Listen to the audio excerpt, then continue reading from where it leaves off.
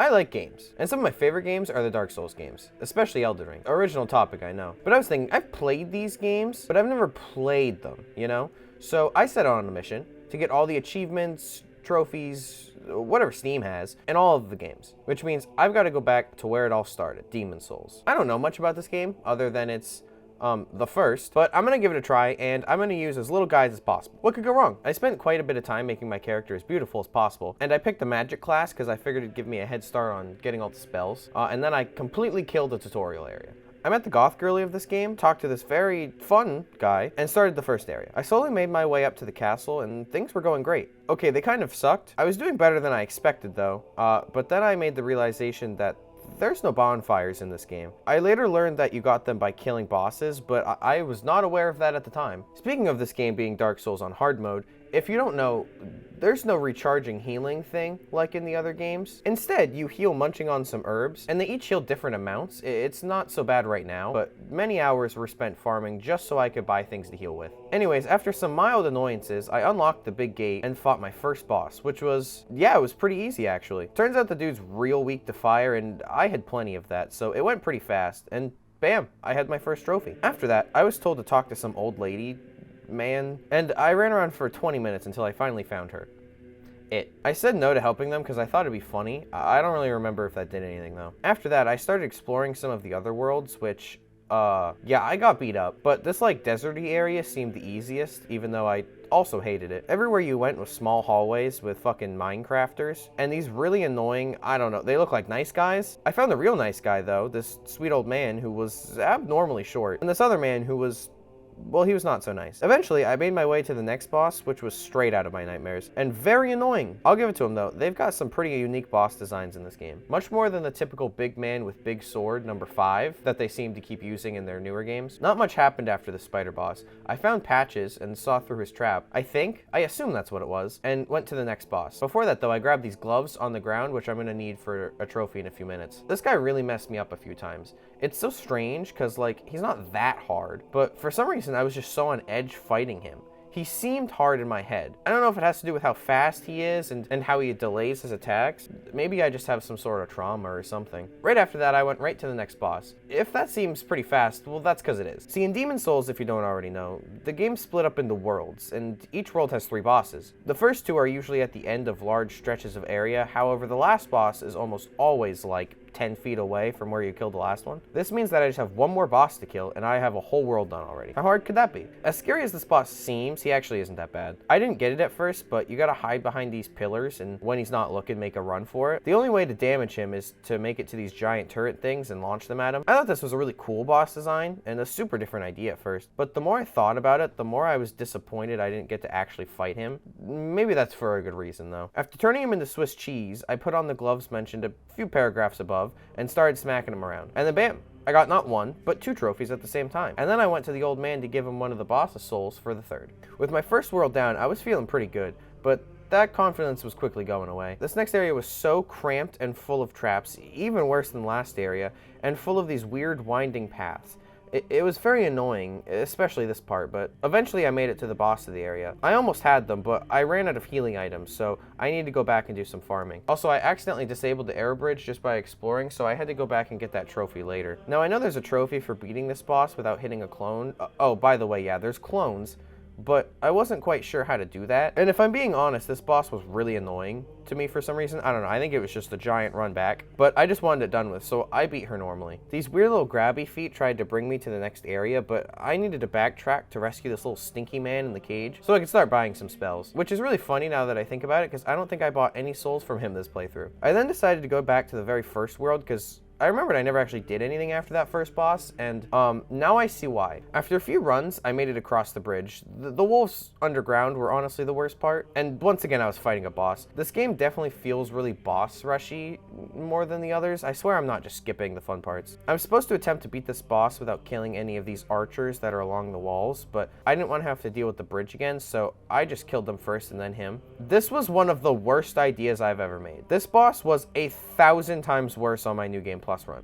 I had such an easy time with the bridge and him in comparison but my next playthrough, it was genuinely one of the hardest parts. I kept exploring this world and I found another little stinker hiding in a cage, and I decided to free him, and thank God I did. He becomes so helpful later. But I ended up leaving to get more health items because I was getting low, and decided to change up the landscape a little bit. But don't forget him. The next area was not fun. See, dangerously high ledges and these flying things aren't enough. You gotta lock yourself in a cage and take a trip down to Poop Town and fight these things. But don't worry, at the end you break chains holding up a brain, and then you can make your way to the boss. Oh, sorry. 2 bosses. That's right, this area wasn't awful enough. I had to fight my first double boss. Oh, and did I mention it was on a ledge too? Okay, I'm being pretty mean, which is funny because I actually think this is my favorite area of the game. It's definitely my favorite world, and these man-eater things seem like they're probably a preview to the gargoyles from Dark Souls 1, which it's kind of cool. After that, I only had the last boss left, which honestly, the walk up to him was 1,000 times more annoying. What an awful idea this is. I think this guy can be other players if you play online, but I don't have PlayStation Plus yet. After fighting 2 bosses back to back, it was once again time for some farming because I needed health items. So I went to my farming area where I decided to actually progress the area for once, and yeah, that was pretty easy actually. I beat the boss first time and got both of the trophies for it. Speaking of trophies though, I went back to the first world and progressed finally until I got to the boss, and this is where the homie came in. This boss was super easy with his help, which is good because he looked real scary and like he had made me pull my hair out if I had to deal with him much more. But I beat him and I got the bonus trophy of him helping me, which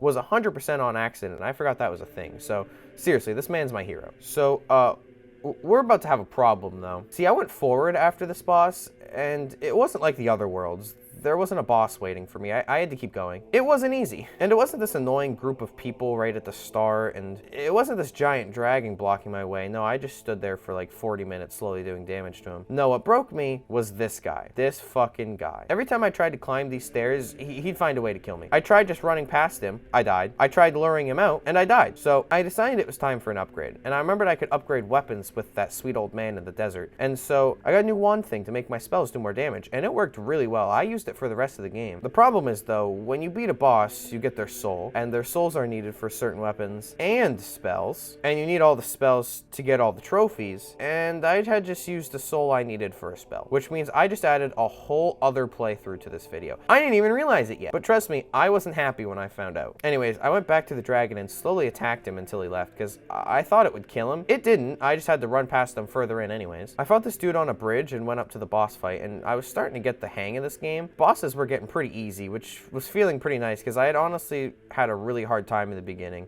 with the difficulty and the limited healing items. But yeah, I was doing okay now. By the way, I'm pretty sure this is supposed to be the final boss and I just beat him. So yeah, no big deal. With this world done, I went to the weird big tongue guys one and progressed that and found the best farming area. Actually, that comes later, but this one was pretty good too, despite Patches fucking pranking me. This whole world had the best farming areas actually, which makes up for how utterly terrible this walk to the boss is. Oh my god. I wanted to rip my teeth out. Every single enemy of this walk was enough to make me want to give up. These skeletons, too much. They'll roll right at you and make you cry. These strange laser beam guys, oh my god, they made me want to throw up. And don't even get me started on these snails. But I guess it's okay, because the boss is just a blind, deaf old man, so at least once I got that, I didn't have to do the run too many times. You know what that means. It's time for the big, last...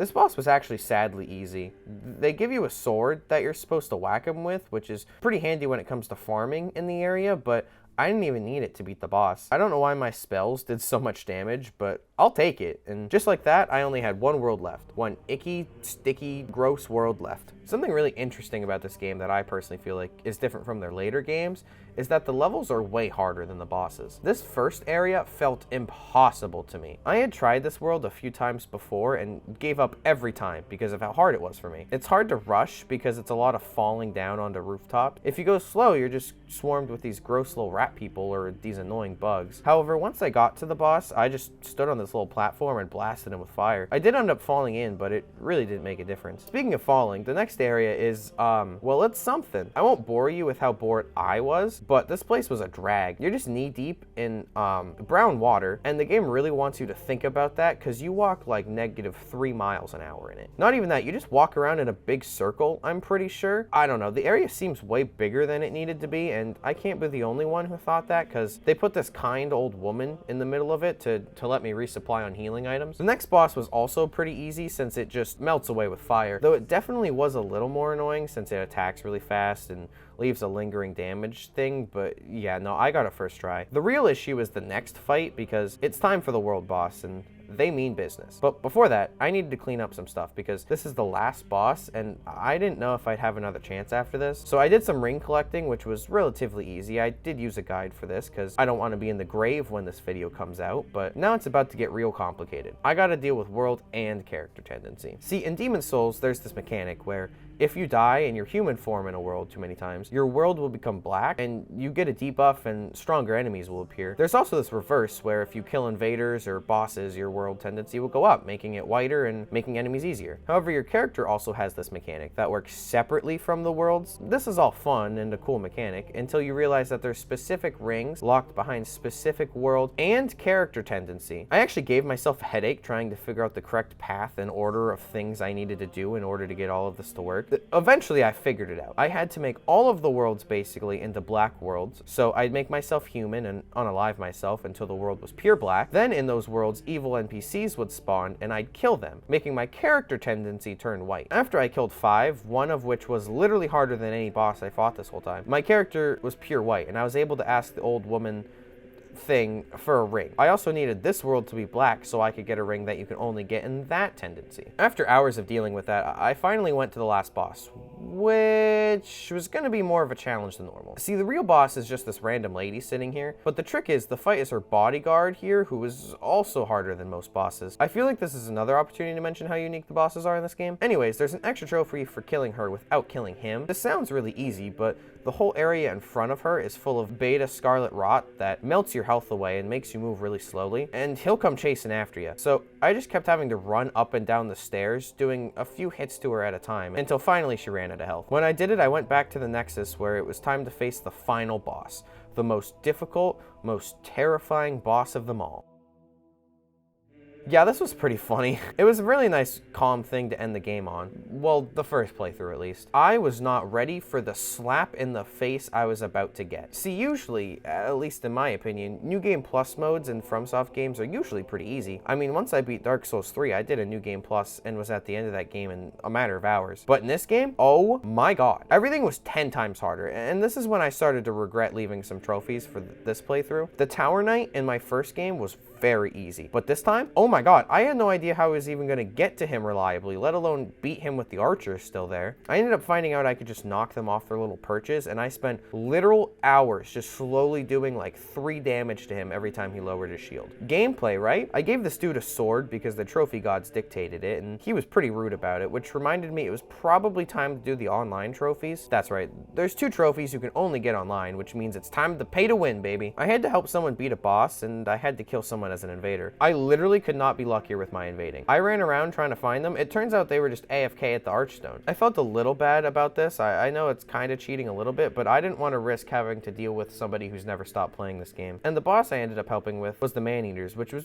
pretty funny because this was also the boss I was having a hard time with. Before that though, I did what I should have done the first time, and I rolled through the giant arrow bridge, and I went and beat the strange clone lady without hurting the clones. It's easy when you realize she's the one without a health bar over her head, and I really wish I had known that first. Now with all the special boss trophies done, I just needed to beat the game and make sure not to die in my human world and certain worlds so I could get special rings and weapons. I quickly made my way through the gross area where, yeah, this was just sad. I don't know what's worse, killing the girl he's protecting in front of him or just slowly burning him alive while he does nothing. But I got a ring for it, so burn, bitch! Oh, right, I ended up freeing this witch lady because, well, one, there's a ring right in front of her, but also I needed her for spells and also something that I was about to do. I had to kill a bunch of NPCs to get my character tendency black because it was time for my final ring, and it's a bit convoluted. Oh, by the way, I killed the final boss again. I had to free this dude in a cage and then kill him with black character tendency to cause this really edgy person to spawn and tell me to assassinate various NPCs residing in the Nexus with me, each time giving me a new reward, and with the final one, the witch I mentioned earlier, giving me the final ring I needed,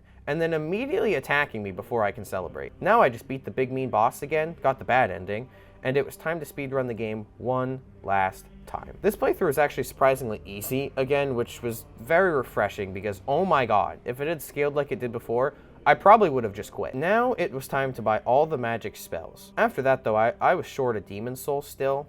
not only was I short a demon soul, I needed a colorless souls. You can get them by trading with this bird in a tree or killing these weird tumor looking things, so I did all that, but I was still short a boss soul. Well, I sure wasn't gonna play this game a fourth time, so it was time for some time travel. I save scummed my way to getting the faith spells too, and if you're mad at me for that, I'm sorry, please forgive me. After that though, there was just one last thing to do. You get a sword for killing the final boss, and this random dude I killed my first playthrough, and if you meet the sweet old man one last time, he'll combine it into one sword, giving you the last trophy and the platinum for demon souls. I have to be honest, I had zero faith I was gonna get this done about 10 minutes after I started it. Eventually, it just became pure spite fueling this challenge. I guess it's not really a challenge, but you know, it was for me. So yeah, like and subscribe if you enjoyed, or not, I guess. I'm not your mom.